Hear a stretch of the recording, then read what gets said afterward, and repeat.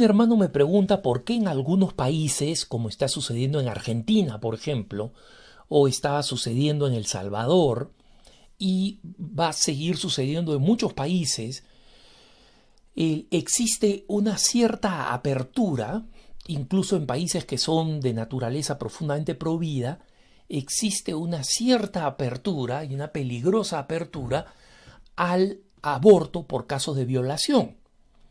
Como saben ustedes, en aquellos países donde se trata de despenalizar el aborto, normalmente existe una clasificación que es el aborto por el caso de peligro de la vida de la madre, que es un caso muy anticuado, y existe también el caso de incesto o violación, ¿no? En caso de incesto o violación, que es básicamente lo mismo, o sea, el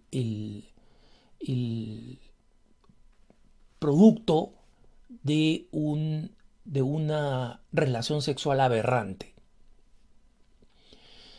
Y este amigo pregunta por qué se discrimina al niño, al no nacido, que ha sido producto de una violación o de un incesto, cuando el niño no tiene ninguna culpa ni ninguna responsabilidad por la forma como ha sido concebido. Y la respuesta es la siguiente. Nosotros tenemos que recordar que el, el aborto es un objetivo universal para las feministas. Las feministas no quieren algunos casos de aborto, ni quieren un protocolo de aborto, como ha sucedido en el Perú, donde el aborto en caso de riesgo de la vida de la madre es legal desde 1933. O sea, imagínense ustedes, ¿no? No, lo que ellos quieren es que se legalicen estas formas de aborto, como ha sucedido en Chile, por ejemplo, ¿no?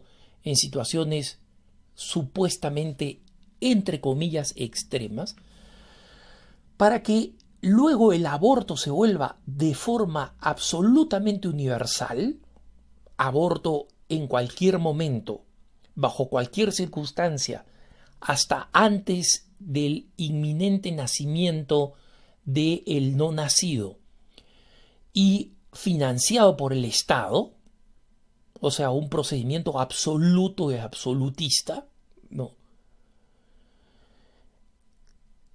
Pero que requiere para eso una total desensibilización del público, que es, en su gran mayoría, provida, y que sabe, como ha reconocido la humanidad a lo largo de la historia, que una criatura en el vientre materno es un ser humano con derecho a vivir. Entonces, en este avance, dado que cada vez es más difícil aprobar el aborto por riesgo a la vida de la madre, porque hoy en día los médicos señalan que en un país como El Salvador, por ejemplo, que tiene una de las leyes providas más avanzadas del mundo y auténticamente ejemplares, la situación en la cual hay que elegir entre el hijo y la madre es prácticamente inexistente médicamente hoy en día, ¿no? Dadas las circunstancias. Y en casos de embarazos ectópicos, para aquellos que se ponen más exquisitos, existen decisiones morales que son legítimas al respecto.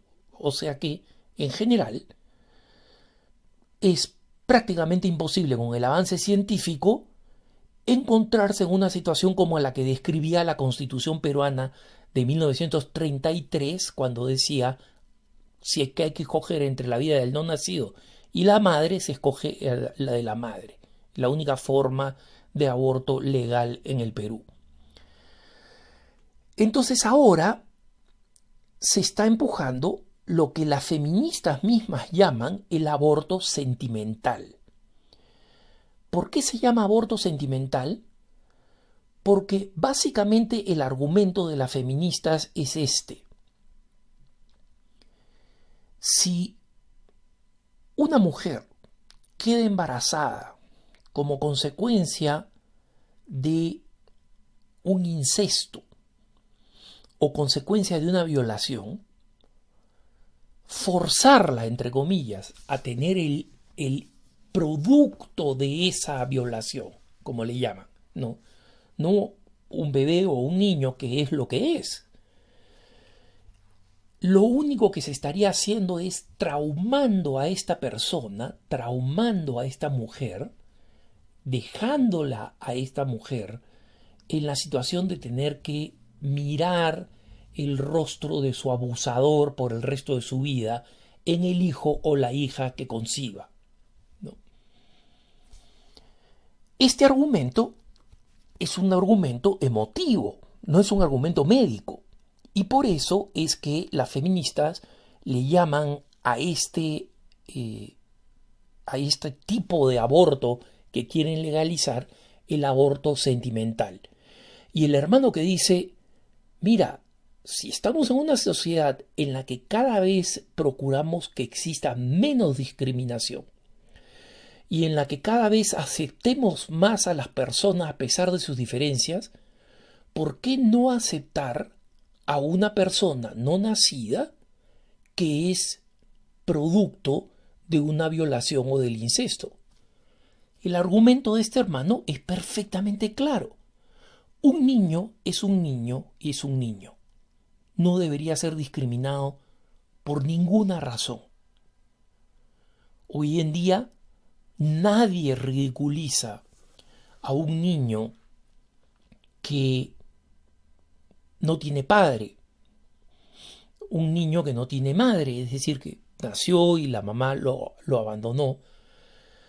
Los vemos por el contrario como personas con las cuales tenemos que ejercer un esfuerzo adicional como sociedad para incorporarlos plenamente en el contexto social.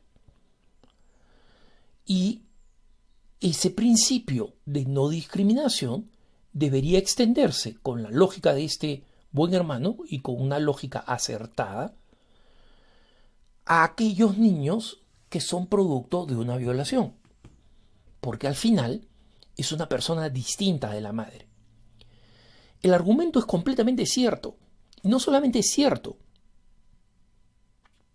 los psiquiatras serios coinciden en que es absolutamente insustentable, insostenible, que el niño nacido del producto de un acto sexual violento o traumático vaya a contribuir al trauma.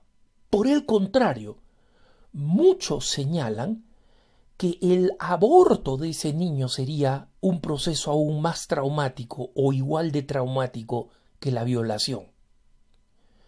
Entonces, esto es lo que dicen científicos y expertos. Pero a eso se suma una cantidad enorme de testimonios anecdóticos, es verdad, es decir, no son una prueba científica, pero sí son una abundante prueba anecdótica, en la que mujeres, incluso jóvenes, que decidieron continuar con el embarazo en casos de violación y en casos incluso de violaciones terribles, de una violencia y brutalidad increíbles, en las que en algunos casos las mujeres sobrevivieron cuando habían sido dadas por muertas, porque la intención del violador y en algunos casos de los violadores era acabar con la vida de estas mujeres. Y estas mujeres que sobrevivieron a esto y tuvieron a su hijo o a su hija, jamás se han arrepentido de tenerlas. Jamás. Y tenemos el testimonio de grandes mujeres que han dado a luz y aman profundamente al hijo o a la hija que ahora tienen, Y tenemos casos también de personas que han sido producto de una violación, es decir, que son el hijo o la hija de esta violación y que viven una alegría y un agradecimiento a su madre profundo y enorme. Recuerdo en una ocasión haber escuchado a una de las mejores conferencistas pro vida en Estados Unidos, Pam Stenzel.